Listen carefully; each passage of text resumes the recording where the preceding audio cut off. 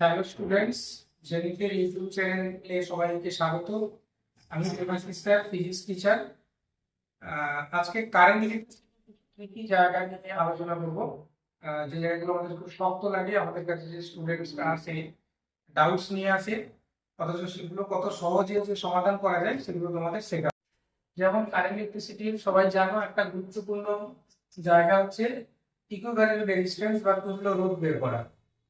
তো বোর্ডে একটা সার্কিট দেখানো হচ্ছে, দেখো এর তুল্য রোধ বের করাটা তোমাদের যারা বিগিনার একদম দেখবে খুব জটিল ব্যাপার। এখানে দেখো সার্কিটে না আছে, কোনটাকে আমরা সিরিজে বলতে পারবো, কোনটাকে আমরা প্যারালালেও বলতে পারবো না, সিরিজেও বলতে পারবো না। তাহলে তুল্য রোধ বা ইকুইভ্যালেন্ট রেজিস্ট্যান্স এ এবং বি বিন্দুর মধ্যে আমরা কিভাবে বার করতে পারি? তা আমরা একটা কনসেপ্ট অ্যাপ্লাই করবো, যেটার নাম হচ্ছে কারেন্ট সিমেট্রি। কারেন্ট সিমেট্রি বিষয়টা কি? কারেন্ট সিমেট্রি মানে কারেন্ট এখানে কিভাবে প্রবাহিত হবে, তারপরে সেই কনসেপ্ট থেকে আমরা এই সার্কিটটাকে কিছুটা মডিফাই করে নেব, তারপরে সেটাকে ক্যালকুলেট। এ আর বির মধ্যে যেহেতু রোধ বের করতে হবে, আমরা এ আর বির মধ্যে একটা তড়িৎ কোষকে মনে মনে যোগ করে নিলাম। এটা তো সার্কিটে দেওয়া নেই, এটা আমরা মনে মনে যোগ। তাহলে দেখো এখানে তড়িৎ প্রবাহ কিরকম হবে না, তড়িৎ প্রবাহ এ বিন্দু পর্যন্ত তড়িৎ প্রবাহ এসে তড়িৎ প্রবাহ এইদিকে একটা ভাগে ভাগ হবে, এইদিকে একটা ভাগে ভাগ হবে। এখন ভালো করে আমরা যদি দেখি যে এই দুদিকে তড়িৎ প্রবাহ কিন্তু সমানভাবে ভাগ হবে না। মানে এখান থেকে যদি আই তড়িৎ প্রবাহ যায়, তার একটা অংশ এইদিকে I1 আসবে, আর এইদিকে একটা অংশ I2 যাবে, কিন্তু I1 আর I2 নিজেরা কিন্তু সমান নয়। আচ্ছা, কিন্তু সার্কিটের রেজিস্ট্যান্স গুলোর সবার মধ্যে এমন একটা সিমেট্রি আছে, এই কারেন্ট যেভাবেই ডিস্ট্রিবিউট হোক না কেন, এখানে যখন কারেন্ট ফেরত আসবে তখন সেটা I2 হিসেবেই ফেরত আসবে এবং এখানে I1 হিসেবেই ফেরত আসবে। মানে কারেন্টের মধ্যে কোনো ডিফারেন্স হবে না। এটা আরো পরিষ্কার ভাবে কি করে বোঝা যাবে? ধরো আমি ব্যাটারিটাকে উল্টে দিলাম, ব্যাটারিটাকে উল্টে দিলে কি হবে? এই দিক থেকে কারেন্ট I1 ঢুকবে, এদিক থেকে কারেন্ট I2 ঢুকবে, এবং সার্কিট যেহেতু ডান দিক এবং বাম দিক থেকে দেখতে একই রকম, এই I1 আর I2 পাল্টে যাওয়ার কোনো সম্ভাবনা নেই। তাহলে এখন আমরা বলতে পারি, পড়ার ব্রাঞ্চটাকে ভালো করে, পড়ার লাইনটাকে ভালো করে খেয়াল করো। এখানেও কারেন্ট I1 আছে এবং এখানেও কারেন্ট I1 আছে। এটা আমাদের কি ইন্ডিকেট করাচ্ছে? এটা আমাদের ইন্ডিকেট করাচ্ছে এখানে যে জাংশন আছে, সেই জাংশন থেকে খালি মাত্র কেবলমাত্র উপর থেকে নিচের দিকে কোনো কারেন্ট ট্রান্সফার কিন্তু হচ্ছে না। সেই লজিকটা অ্যাপ্লাই করে আমরা এই জাংশনকে মডিফাই করব। কিরকম মডিফাই করব না, তলার সঙ্গে এর কানেকশনটাকে আমরা উঠিয়ে দেবো, এরকম একটা কানেকশন করে নেবো এবং এই কানেকশনটাকে আমরা উঠিয়ে দেবো।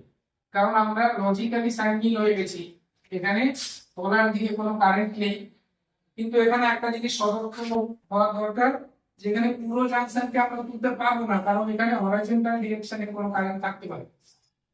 আচ্ছা, তো এরকম মডিফিকেশন করার পরে আমরা সিরিজ প্যারালাল কম্বিনেশন ইউজ করে খুব ইজিলি এটা সলিউশন করতে পারবো।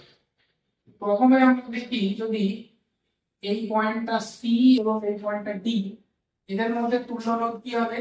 না দেখো এখানে আর আছে শুধু, তার সঙ্গে যে দুটো আর আছে সেই দুটো আর প্যারালালে আছে, সিরিজে আছে।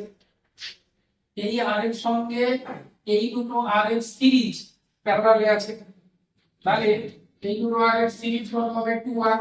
আগের সঙ্গে 2r আমরা প্যারালাল করে নেব। খুব চট করে প্যারালাল করার উপায় কি? আমরা জানি আমি উপরে প্রোডাক্ট রাখবো, নিচে সাম রাখবো। প্রোডাক্ট বাই সাম করলে দেখো এখানে রেজিস্ট্যান্স হয়ে যাবে 2r/3। তাহলে এখান থেকে সি আর ডি অবধি এই রেজিস্ট্যান্সটা হয়ে গেল 2r/3। এবারে এ আর বি এর মধ্যে রেজিস্ট্যান্স বার করতে গেলে দেখবে উপর দিয়ে একটা সিরিজ আর নিচে একটা সিরিজ। উপরের সিরিজটা কি হবে? এখানে একটা আর, এখানে একটা আর, আর মাঝখানে একটা 2r/3। That is r+r+2r/3। এটা করলে হবে 2r+2r/3 মানে 8r/3। এটা হয়ে গেল 8r/3। ফাইনালি কি আছে? তাহলে দেখো এ থেকে বি পর্যন্ত পুরো উপরের ব্রাঞ্চের রেজিস্ট্যান্স আমরা পেয়ে গেলাম 8r/3। ওর সঙ্গে আমরা প্যারালাল করব নিচের দুটো আর এর সিরিজ মানে 2r, তাহলে আমাদের ফাইনাল অ্যান্সার কি আসবে 8r/3 এর সঙ্গে 2r প্যারালাল হবে মানে into 2r divided by 8r/3 plus 2r। তো আমরা একটা সহজ করে নেব, 3r/3 কেটে যাবে, উপরে হবে 16r² ডিভাইডেড বাই 3/6 আর 14r equal to 8r/7, answer is 8r/7। তাহলে দেখো একটা জটিল সার্কিট যেটা আমরা সাধারণভাবে করতে পারতাম না, তাকে আমরা কারেন্ট সিমেট্রিক কনসেপ্ট অ্যাপ্লাই করে এভাবে মডিফাই করে আমরা এভাবে রেজিস্ট্যান্স। Thank you.